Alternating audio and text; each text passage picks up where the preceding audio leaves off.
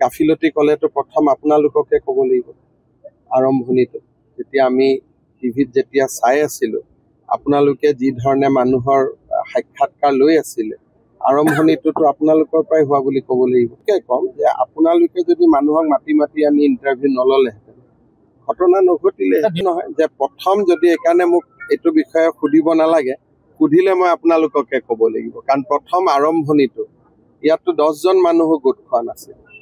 আপোনালোকে মানুহ মাতি আনি যেতিয়া ইণ্টাৰভিউ লোৱা আৰম্ভ কৰিলে, মইতো টিভিত গোটেই বস্তুটো চাই আছিলোঁ, তাৰ পৰাই ঘটনাটোৰ সৃষ্টি হ'ল। পুলিচৰতো ইনফৰমেশ্যন থাকিব নোৱাৰে, কাৰণ কোৰ্টে অৰ্ডাৰ দিয়াৰ পিছতহে তেখেতক আমি আনিবলগীয়া হ'ল। কোৰ্টে যে অৰ্ডাৰ দিব যে অমুক জেলত লৈ যাব লাগে, তমুক জেলত লৈ যাব লাগে, সেইটোতো আমি নাজানিছিলোঁ। আইনে 9:30 বজাত অৰ্ডাৰ দিছে, গতিকে যিখিনি হৈছে 9:30 বজাৰ পিছত হৈছে। গতিকে প্ৰথম যদি জুডিচিয়েল ইনকুৱাৰী হয়, প্ৰথমটো আপোনালোককে সুধিব যে আপোনালোকে যিখিনি মানুহক গোটাই গোটাই উত্তেজিত কৰি যিটো ইণ্টাৰভিউ লৈ আছিল, কিন্তু এইটোলৈকে আমি যাব খোজা নাই।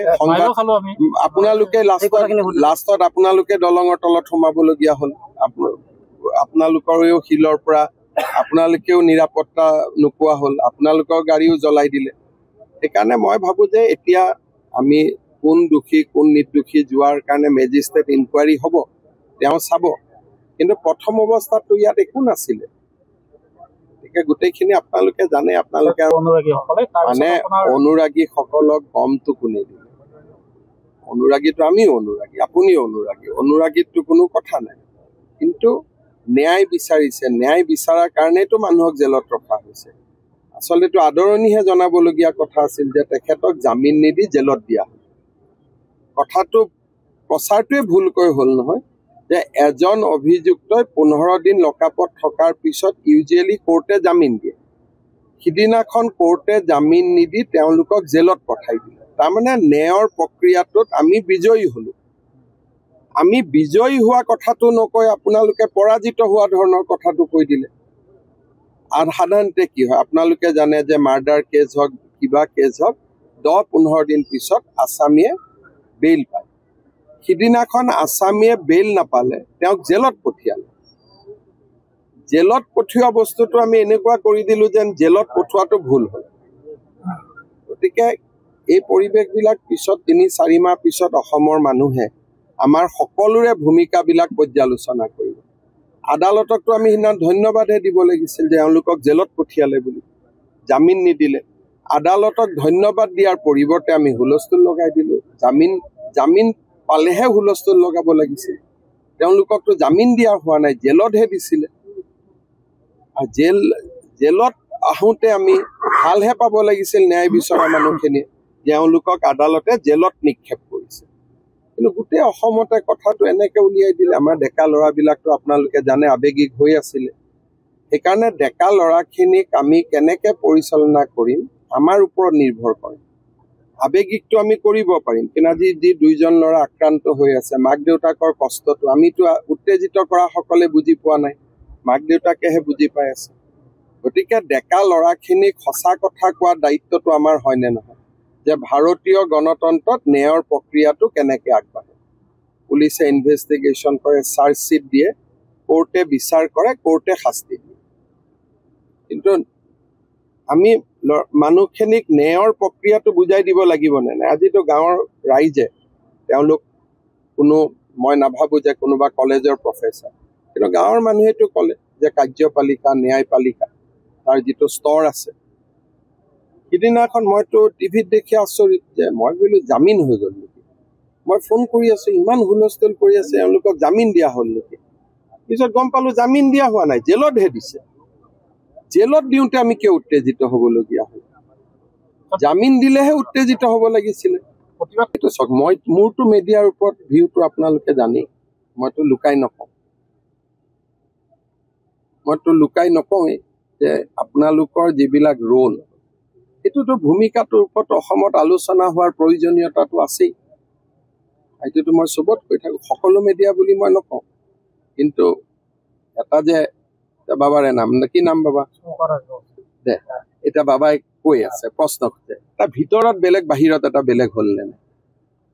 ভিতৰৰ আলোচনাটো আপোনালোকে মাইকত শুনিছে এইটো আলোচনা আৰু এইটো আলোচনা বেলেগ হ'ল নে নাই সাংবাদিকে স্যাৰ মানুহ মাতি অনা নাই আৰু দিয়ক মই নিজে দেখিছো ভাই ইণ্টাৰভিউ ল'বৰ কাৰণে সিদিনাখন ঘৰৰ পৰা অনা নাই কিন্তু সিদিনাখন আপোনালোকে নিজেও জানে আৰু মোক আৰু কিয় কোৱাই থাকে ঘটনাটো ভাল পৰিৱেশত আহিছে গতিকে ভাল পৰিৱেশত থাকক পিছত সাংবাদিকসকলকো মই দেখিছো এই ভিতৰত সোমাই গৈছে কালভাৰ্টৰ তলত সোমোৱা DY 365 গাড়ী জ্বলোৱা পিছত মই এইটো দেখিছো বিষয়টো অলপ দুখ পাইছো কাৰণ আমি মাতি অনা নাই ৰাতিপুৱা ইয়াত পুৰা খালী আছিলে আপোনালোক প্ৰথম গোট খাইছে 34 জন আছিলে প্ৰথম মই গন্তি কৰি আছো পুৰা 34 তাৰ পৰা বাইট ল'লে বাইট বিলাক কেনেকুৱা বাইট আছিল আপোনালোকে শুনিবচোন এতিয়া আপোনালোকে ৰেকৰ্ডিং খিনি নিজে শুনিব মই একো নকওঁ আজি কৈতো লাভ নাই আপোনালোকে ৰেকৰ্ডিং খিনি সেই সময়ত লোৱা ইণ্টাৰভিউ খিনি আপোনালোকে নিজে শুনিব এই যুৱক দুজন যদি আজি আঁতৰি গ'লহেঁতেন পৃথিৱীৰ পৰা নৈতিক দায়িত্বটো সকলোৰে থাকে নৈতিক দায়িত্বটো সকলোৰে থাকে মুখ্যমন্ত্ৰী হিচাপে মোৰ থাকিব গৃহমন্ত্ৰী হিচাপে মোৰ থাকিব পুলিচৰ থাকিব সকলোৰে থাকিব কিন্তু ক'ৰবাত নৈতিক দায়িত্ব আমাৰো থাকিব বেয়া মোক কিয় লাগে আপোনালোকে নিজে শুনকচোন মোৰতো কাৰো লগত শত্ৰুতা নাই প্ৰথম ইণ্টাৰভিউ যিখিনি মই প্ৰথম চাই আছো মই তাৰ পৰা SDCক ফোন কৰিছো ভাই এই সাংবাদিকসকলক ৰিকুৱেষ্ট কৰক এই এনেকে যদি ইণ্টাৰভিউ লৈ থাকে গণ্ডগোল হৈ যাব এইটো নহয় মই লাঠি চাৰ্জলৈকে যোৱাই নাই গোটেই অসমতে যি মানুহক আমি টিভি ষ্টুডিঅ'ত বহি উত্তেজিত কৰিলো মই বাক্সালৈকে অহাই নাই মই টিভি ষ্টুডিঅ'ৰ কথা কৈছো যে টিভি ষ্টুডিঅ'ত বহি থকাসকলে ভাবিলে যে জামিন দিয়া হ'ল জামিনটো দিয়া হোৱা নাই জেলতহে পঠোৱা হ'ল জেলত পঠালে উত্তেজিত কিয় হ'ব জামিন দিলেহে উত্তেজিত হ'ব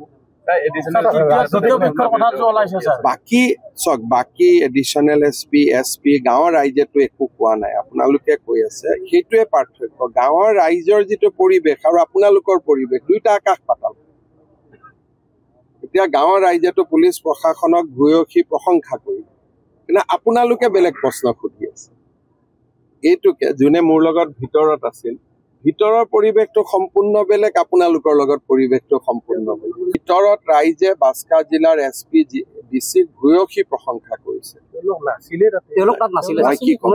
মইতো ৰাইজৰহে শুনিম কাৰণ আপোনালোকৰ গোটেই বেলেগ বেলেগ মালিক আছে চবৰে কথা বেলেগ বেলেগ গতিকে আপোনালোকৰ কথাটো বেলেগ কথা কিন্তু গাঁৱৰ ৰাইজে মোক যিখিনি কথা ক'লে মুখ্যমন্ত্ৰী হিচাপে মই কাৰ কথা শুনিম ৰাইজৰ কথাহে শুনিম ৰাইজে তাতে স্পষ্টভাৱে ক'লে যে SP আৰু DCক আমি খুব ভাল পাইছো হাত চাপৰি মাৰি সকলোৱে এটা তেওঁলোকক অভিনন্দন জনালে এই মাত্ৰ 1 মিনিট পিছত আপোনালোকে বেলেগ প্ৰশ্ন সুধি আছে মই একোৱে ক'ব ইয়াত অহা নাই মই এইটোকে ক'ব আহিছো যে গাঁৱৰ ৰাইজৰ দুখৰ দিনত মই মুখ্যমন্ত্ৰী হিচাপে বিশেষকৈ এইখিনি চব আমাৰ ৰাইজ মই তেওঁলোকৰ দুখৰ দিনত তেওঁলোকৰ লগত থিয় হ'ব লাগে দুইজন যুৱকৰ চিকিৎসাৰ ব্যৱস্থা কৰিব লাগে যি ল'ৰা ছোৱালী ভয়ত ইফালে সিফালে ঘূৰি আছে তেওঁলোকক উভতাই আনিব লাগে যাতে পঢ়া শুনা বা ভাল পৰিৱেশ এটা হ'ব পাৰে গতিকে মোৰটোক চিন্তাটো গঠনমূলক বাকী আপোনালোকৰ প্ৰশ্ন